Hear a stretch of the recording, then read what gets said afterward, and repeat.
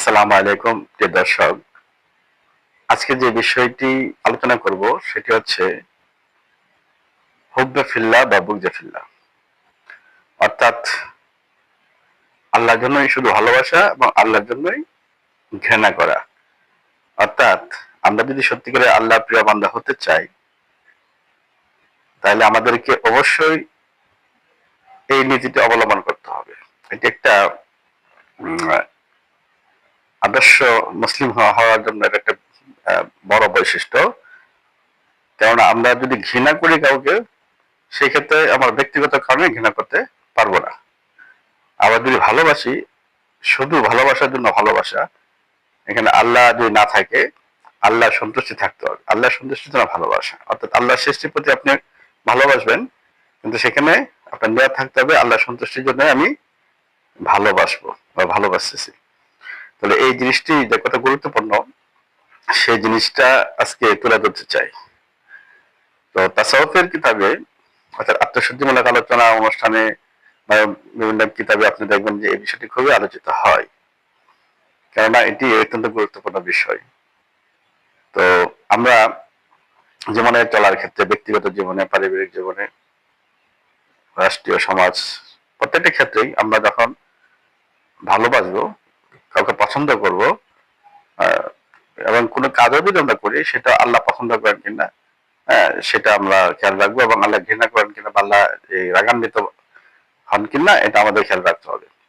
তো এভাবে আমরা আমাদের প্রত্যেকটা আমলকে আল্লাহর পরকালের মুক্তির সনদ বা একটা সাক্ষী হিসেবে দাঁড় করাতে পারবো। আল্লাহ সুবহানাহু ওয়া তাআলা বলেন যে আমি মানুষ সৃষ্টি করেছি সে একমাত্র আমার ইবাদত করে। আর ইবাদতের অর্থই তো ভালোবাসা। কারণ শুধু আমল করার অর্থ কি? আনুগত্যই এক ধরনের ভালোবাসা। আল্লাহর আদেশ নিষেধ পালন করা, এটা ভালোবাসাই একটা প্রতিফলন, লক্ষণ। তাহলে আমাদের প্রত্যেকটা কাজে আমরা যা করব, প্রত্যেকটা কাজ দেখবো আল্লাহ ভালোবাসেন কিনা। আল্লাহ যে কাজগুলো ভালোবাসেন আমরা সেগুলো করব। ফরজ, ওয়াজিব, সুন্নাত যাই বলেন, প্রত্যেকটা ক্ষেত্রে আমরা আল্লাহর আদেশগুলো পালন করবো, কারণ আল্লাহ এগুলো পছন্দ করেন, এগুলো আদেশ করছেন তার নবীর মাধ্যমে এবং কোরআনের মাধ্যমে।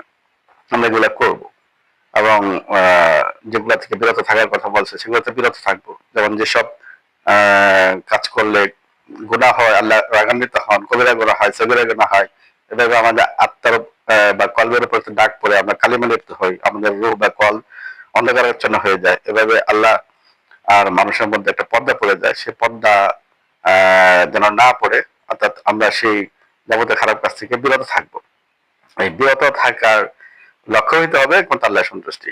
যে আল্লাহ কবিরা গুনাহ বা সগীরা গুনাহ এগুলো আল্লাহ নিষেধ করছে করার জন্য, কারণ এটা আমাদের কল্যাণ নাই, অকল্যাণে রয়েছে। অতএব এগুলা একমাত্র আল্লাহর উদ্দেশ্যে, আল্লাহর আদেশের কারণে আমি এগুলো বিরত থাকবো। যাবতীয় কবিরা এবং সগীরা গুনাহ থেকে যখন বিরত থাকবো, তখন আমাদের কল্প নূরে নূরান্বিত হয়ে উঠবে, আমাদের কল্প পরিশুদ্ধ হয়ে উঠবে, আর আমরা এভাবে নূরানি মানুষ হয়ে উঠবো।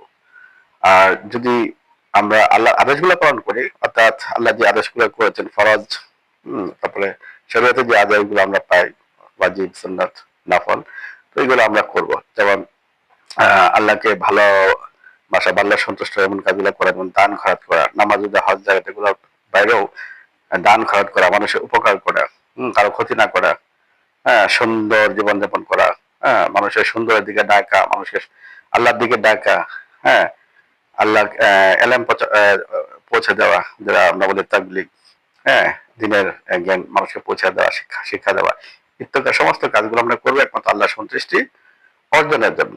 তাহলে আমরা এই কাজের মাধ্যমে আমরা আল্লাহ সন্তুষ্ট বা সন্তুষ্টি পেয়ে যাবো, আল্লাহ সন্তুষ্ট হয়ে যাবে। আল্লাহ সন্তুষ্ট হয়ে গেলে আমাদের আর কি দরকার? ইহকালে পরকালে আল্লাহ আমাদের হয়ে যাবেন। আল্লাহ আমাদের হয়ে যাওয়া অর্থ হয়ে যাচ্ছে সবকিছু আমাদের।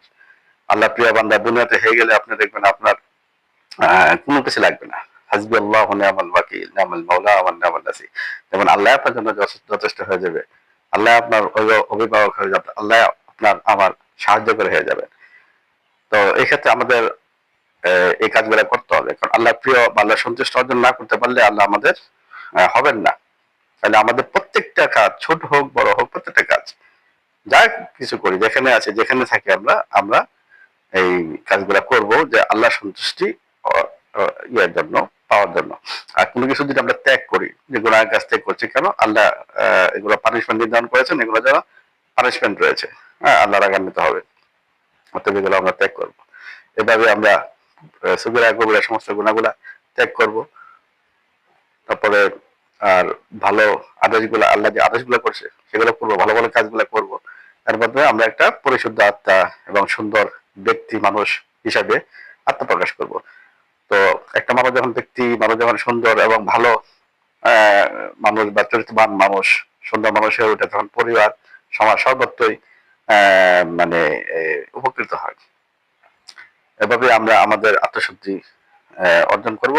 আর আত্মশুদ্ধি অর্জনের মাধ্যমে আল্লাহ রাসূলের নৈকট্য প্রাপ্তির পথে ধাবিত হব। এই ধাবিত হওয়ার জন্য আমরা চেষ্টা করব। যত বেশি চেষ্টা করবো তত বেশি আমরা আগে মানে আল্লাহর দিকে, আল্লাহর নৈকট্যের দিকে ধাবিত হব। আর এই প্রচেষ্টার মাধ্যমে আল্লাহ হয়তো আরো আপনার রহমত বরকত আল্লাহ দরজা খুলে দিবেন।